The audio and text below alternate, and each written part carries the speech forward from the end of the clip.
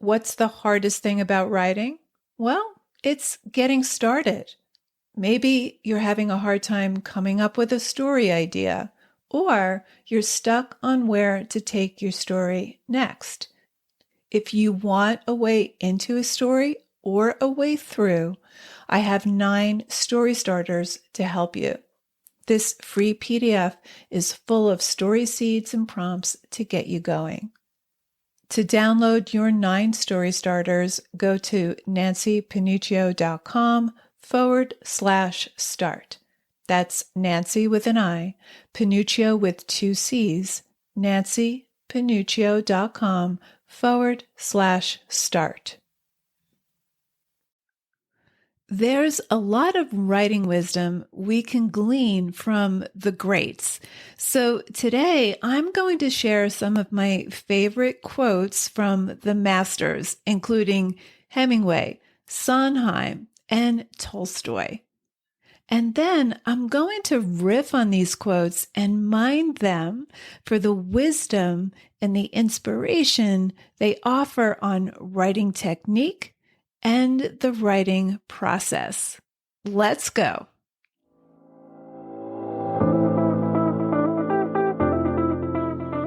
Writer Unleashed is for you, a writer who has a story you want to bring onto the page and into the hearts and minds of readers. I'm Nancy Panuccio, writer, editor, and writing coach. And each week, we'll explore techniques, mindsets, and inspiration for writing stories readers can't put down. Thanks for spending some time with me today. Now let's begin.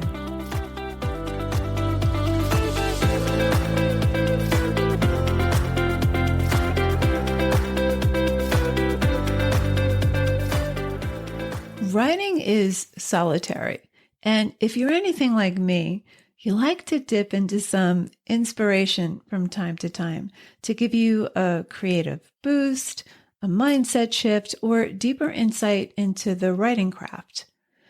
Writers that came before us can be our greatest companions on our road to writing our stories. So much of our progress depends on how we feel about our ability to do the work and how we feel about the work itself. So today I'm going to pull some of my favorite quotes and I'm going to unwrap them. And I'm going to start with character. I'm going to kick this off with a quote by Hemingway. As a writer, you should not judge, you should understand. You don't want to get shackled by your own preconceived notions or your preconceived judgments about your characters. You want to reach beyond the status quo. Now, this is especially true for your villains. In fact, I think it's better to write without any thoughts of villains at all. Because here's the thing.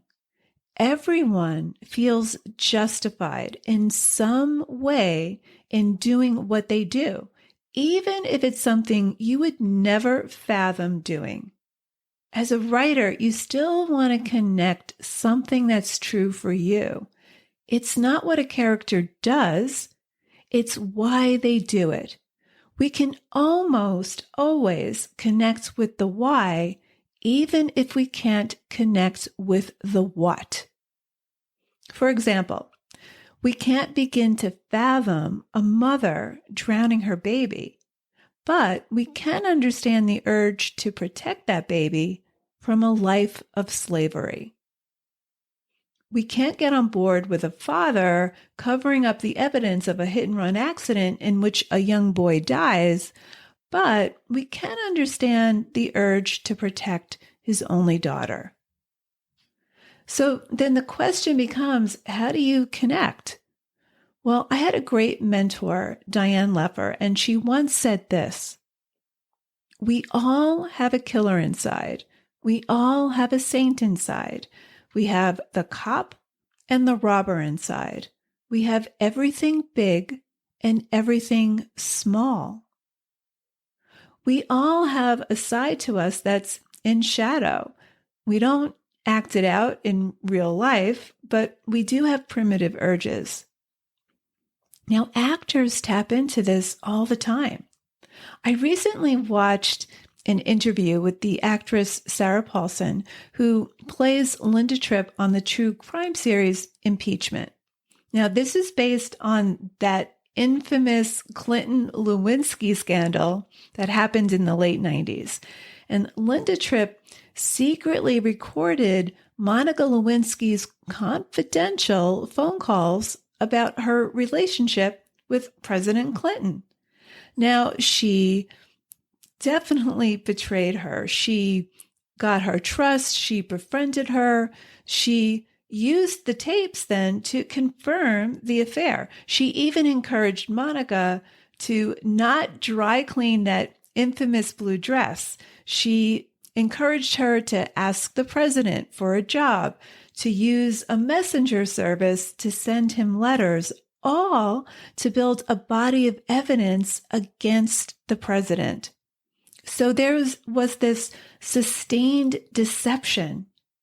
Now, Tripp claimed that her motives were purely patriotic. She saw herself as a truth teller. And you know what? I can see this. I can honestly see that she felt that she was doing something noble.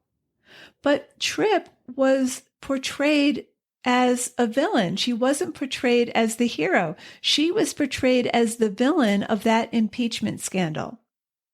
Now, Sarah Paulson, who played Linda Tripp, says that she thinks Linda was certainly a victim of being caught up in a machine. And she said, don't get me wrong, she put the gas in the car, she put the keys in the ignition, and then she started driving. She put her foot on the pedal. But then it's like a runaway train. And she went on to say, I will never think that what she did was right, far from it, but I do have a greater understanding as to the why.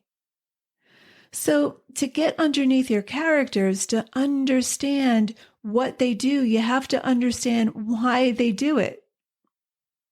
Now, Sarah Paulson delved into this very formative event in Tripp's upbringing.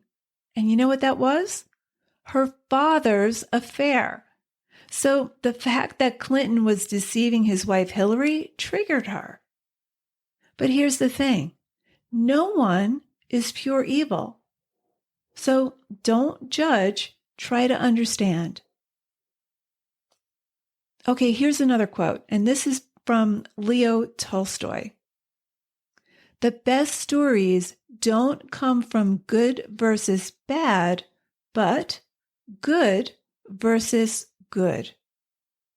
So you always want to start with the premise that all your characters are basically good. Even the characters who are giving your protagonist hell, they feel justified in what they're doing.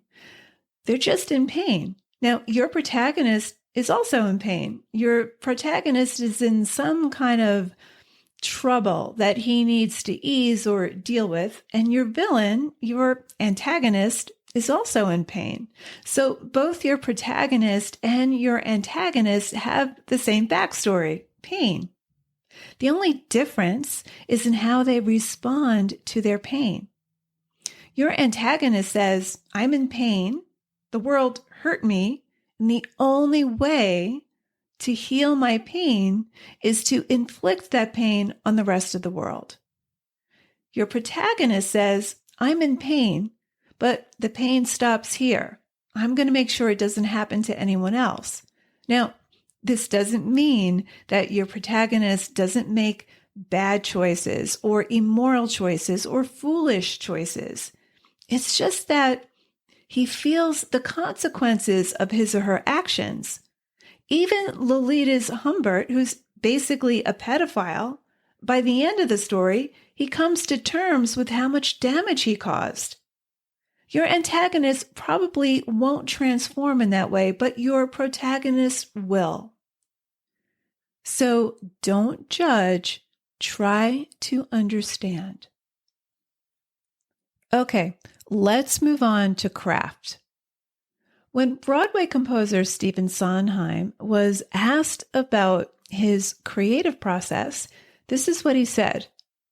If you told me to write a love song tonight, I'd have a lot of trouble. But if you tell me to write a love song about a girl with a red dress who goes into a bar and is on her fifth martini and is falling off her chair, that's a lot easier. And it makes me free to say anything I want. So, as writers, we deal with big ideas, right? Like war and death and betrayal. And we write about powerful emotions, grief, fear, love, exhilaration, rage.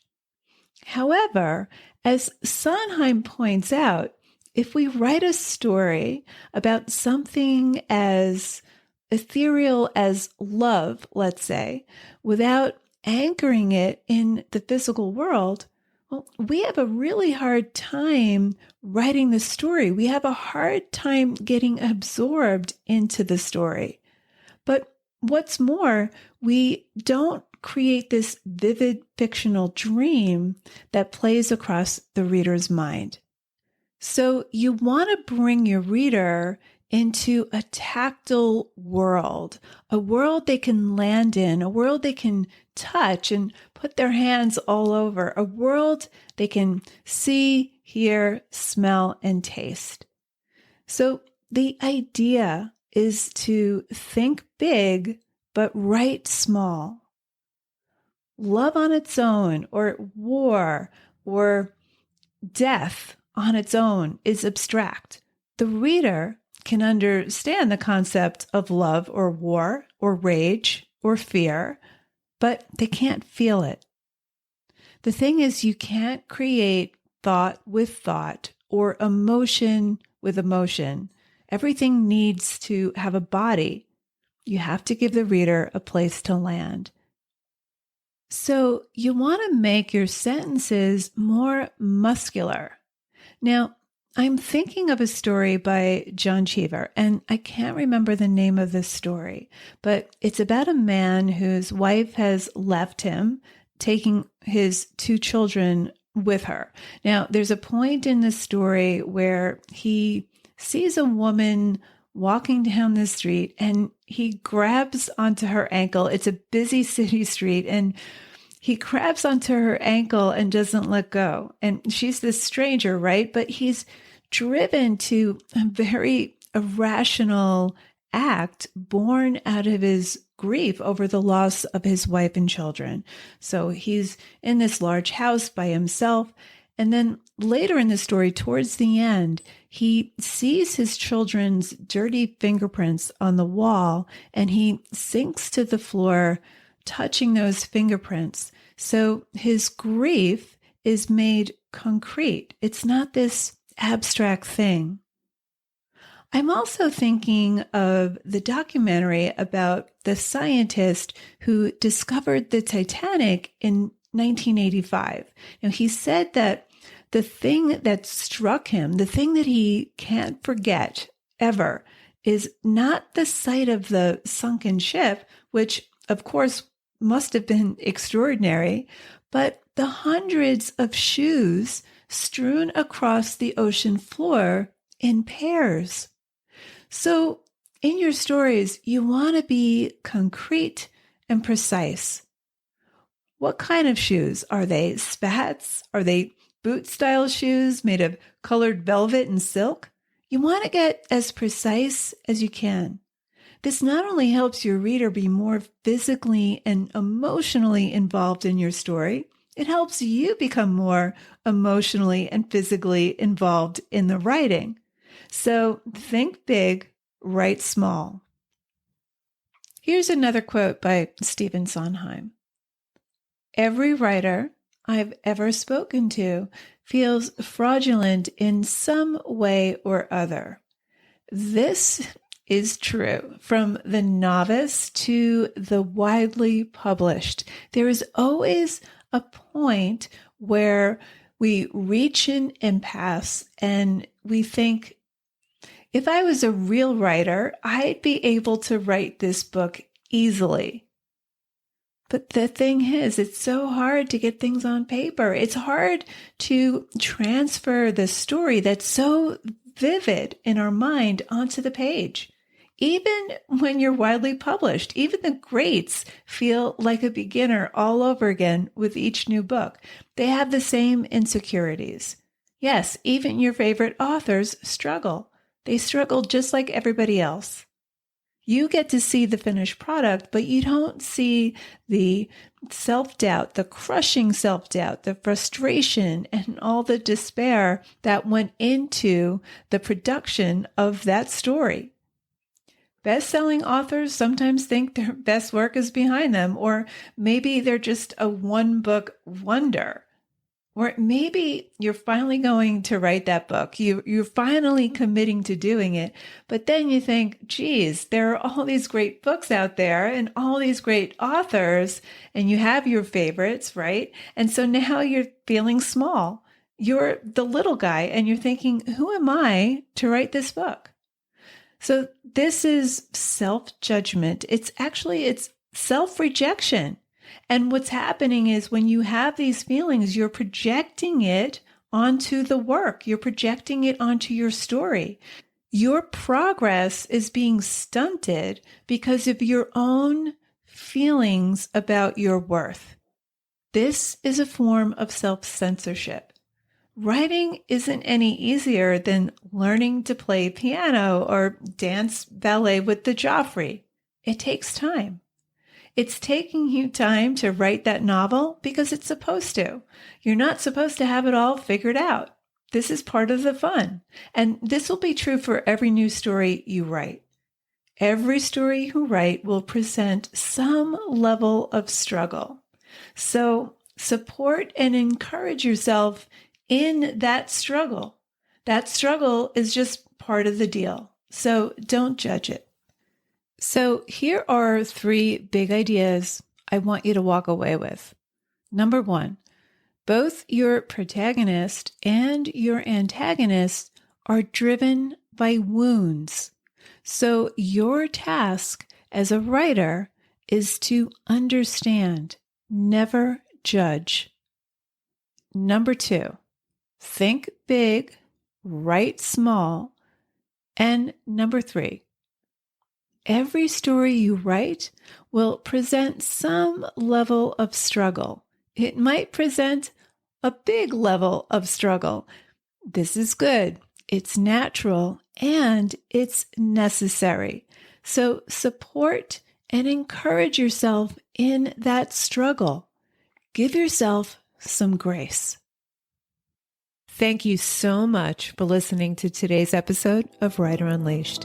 If this episode resonated with you, please go leave a review on Apple Podcasts or wherever you listen to podcasts. Reviews are key to keeping Writer Unleashed on the top of the charts where other writers can find us.